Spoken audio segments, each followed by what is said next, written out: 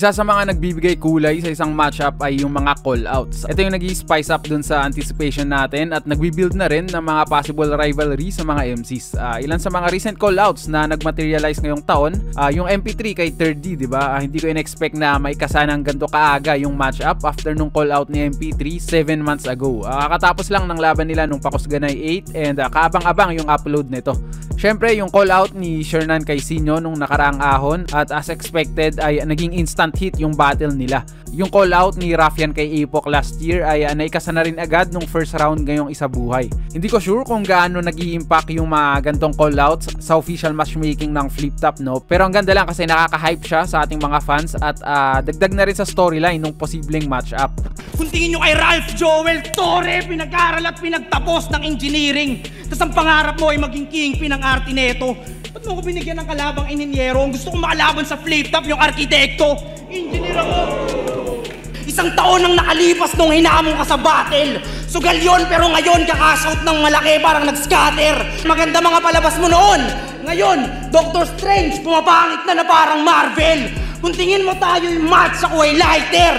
Dahil sa buhay, kala nyo susunod ako sa oras. Siyempre, kaya nga time, sir, and wise. Pagkasisyon ba, man? Yes, ma'am! Ano ba kung ano yung nagra-rhyme sa Sak Maestro? Shea, malaki respeto pero kakantutin ko si Ann Mateo. Speaking of Sak, hoy, kung mangdidis ka ng MC, gawin mong mabuti, ha? Unpredictable daw, pero si Ann yung dinis. Sus, lahat yan narinig na namin. Gusto mo maging unpredictable? Gawin mo yung mga hindi magawa ng ibang MC dito. Dumiretso ka sa akin! Kasi lipas na panahon ng kaharap ko na 3rd gen. So bagong takbo na to, yung finals paki-urgent para yung kuryente ni Sasuke tumalay sa current. Yung taon ay 2025, nasan siya? Balik Denver, nasa sala, isa buhay finals nakasalang. Sa TV nanonood habang baby natutulog. Namamanga kung paano ko si Vitrom dinudurog. Yeah! At para sa alaman ng lahat, hindi naman GL, kundi BLKD yung hinihirit ko. Hindi para sa kung anong titulo. Para maperpekto lang yung sirkulo sa pagbaba ko ng hagdan. Kaya kung sasabihin mong ikaw yung mas pinabisang alin na makakapihit sa akin, hindi ba marapat lang linawin, nawawala lang yung balakid kaya ka nandyan! Hindi uubra sa akin ang mga salawikain, kasabihan at mga pamahiin mo. Send, hindi na to biruan, yung natutulog na nalasing, ginising ko! O ano, Tipsy? Akyat ka na kaya dito? Isa rin sa kagandahan ng isang call-out ay may mga nabubuong sabihin na nating unexpected na match-up tulad nitong nakarang Belta Balentong lang na may pa-call-out si Cripply kay Sayad. Diba ang ganda ng style clash na yon, pero ito yung mga matchups na hindi mo agad maiisip eh. Tingin ko naman andun sila sa same field in terms of yung bigat ng pangalan, especially ngayon, no? So very possible talaga na mangyari tong battle. Ito yung perfect blend sa isang potential classic na style clash. Kasi sa mga active MCs, itong dalawa yung nasa top ng kanilang rine-represent na estilo. Sana one day ay may kasato, for sure aabangan din talaga. Nagkwentuhan kami nito ni Husky tungkol sa dream match na Pandarag. Tang-inan to, dream match niya daw, Carlito versus Sayad.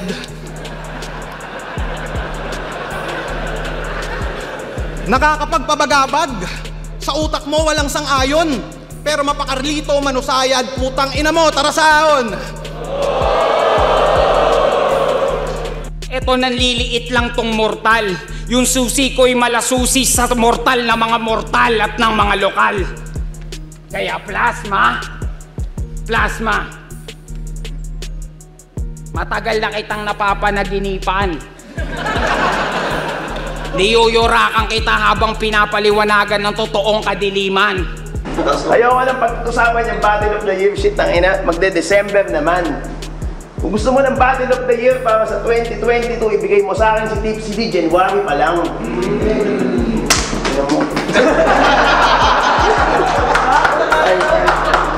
Pagtapos na rin yun, magkakaroon na naman ng susunod na Sinyo, pero wala pa rin susunod na Nikki.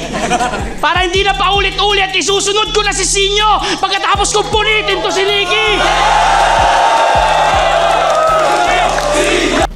May mga cases din nung mga back and forth na call-outs from multiple battles. Pag ganito, dito na nabubuo yung rivalry. Tumataas na rin yung expectation ng mga fans dahil nga nabibigyan na ng hype yung matchup hanggang sa nagiging demand na rin to sa mga comment sections lagi pag naglalabas ng poster ang Flip Top.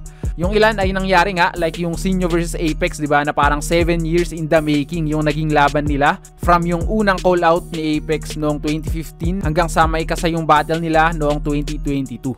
Sana nga may kasa rin yung Shay versus Apex, di ba, para makumpleto yung 3-way call out nila. Historic yun kung sakali. At yung ibang back and forth call outs naman ay inaantay pa natin kung mangyayari or hanggang call out na lang. Ginagaya ko lang si Sayad! Hindi nga ako nagbalak! Kung itapat nyo na lang si Sayad nang malaman na sinong wasak! Hanggang sa eksistensya mo, ikaw ay masulasok! At pag tumupitong lanseta, ibubuka at direkta ka sa tumbong ni Invictus, doon kay papasok! Kasi nga papansin ka lang, Goryo, parang bagito pa lang, dalawa lang ang ilustrado at anino ka lang. Oo, anino ka lang. At nabubukod ta nga, kaya nga isang hakbang lamang ni Sayad, susunod ka na! Hindi ka naman baliw. Pero pagka tinuan yung binabayad, ibang tao yung lalabas. Kaya napagkakaamalang may Sayad!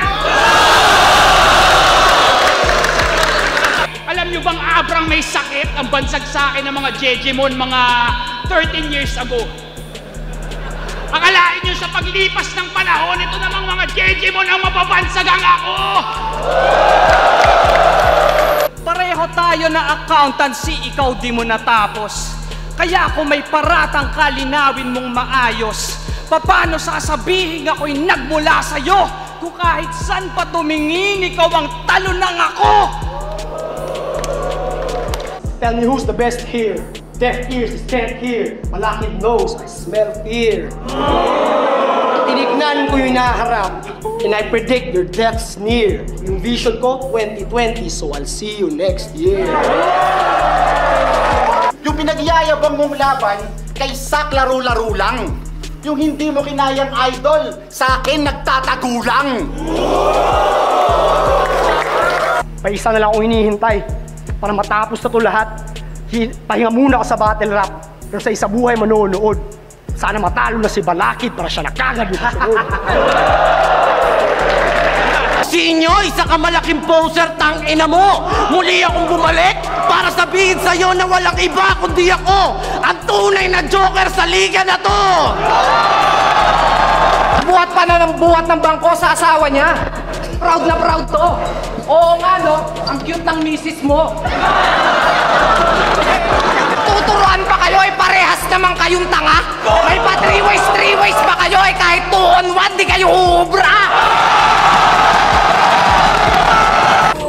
At Sinyo, makulit lang yung boses mo. Inaasar akong bakla ng duwag. O di ba ang luba? Basta na nga may kasana yung laban natin para maputokan na kita sa mukha. Bano? Kasi nung laban ni Apok at Apex, ang binoto niya, si Apex. Tangina Apex. Tanginang yan, Apex! Ang bobo mo! Wala ka bang utak? Sa wakas, natuloy din, grabe! Nakakaluha! Para tong babae, gusto ligawan ko pa! Nagpapakipot pa kunwari na ayaw bumuka! Ang tapang mo mag-inarte, magpapaputok ka rin pala sa mukha! May mga callouts din na malabo na mangyari dahil sa mga specific reason, kaya parang naging what if na lang yung matchup. Example, yung Balakid versus Batas dahil di ba officially retired na si Batas. Yung Delo versus Sinyo na naging usapan din talaga dati ay malabo na rin. Di ko rin sure yung Lanceta at Unico, di ba nagkaroon sila ng mini beef. Kung matutuloy man ay siguro sa ibang liga na. Luni at Target parang hindi rin mangyayari. May mga ganito talaga na unfortunately hindi nagkatagpo yung timeline or yung purpose na rin nila. At mananatiling history na lang yung naiwan nila sa ating callouts. So logically, ikaw yung fantasy. Gusto ko kabattle si Looney. Hindi si Looney wannabe. Kaya ko makipag-squatteran kay Delo at Saito, oo, basta malakihan yung budget. Kaya ko makipagtagisan ng talino kay Balakid at makipag-angasan kay Target. At upang wala ng MC na pusi at newbie na parang niraratrat ko lang ng usi, Enigma, pakiusap, ilabas mo si Luni! Pagtitripan lang kita dito! Wala akong plano magmalalim! Kung gusto nyo ng madugong labanan, bigyan nyo ako ng patalim! Enigma, magdadalawang taon na ako sa liga. Hindi mo pa rin ako binibigyan ng labang maganda. Itapat mo na kasi yung hari ng ribat sa akin nang mapalitan na! Sa inyo, big deal lang ato eh! Sa akin, katuwaan lang! Kung gusto nyo ng diktika ng bara, labanan nyo ako ng one-on-one! Sinong sunod sa uprising? May request ako, Arik!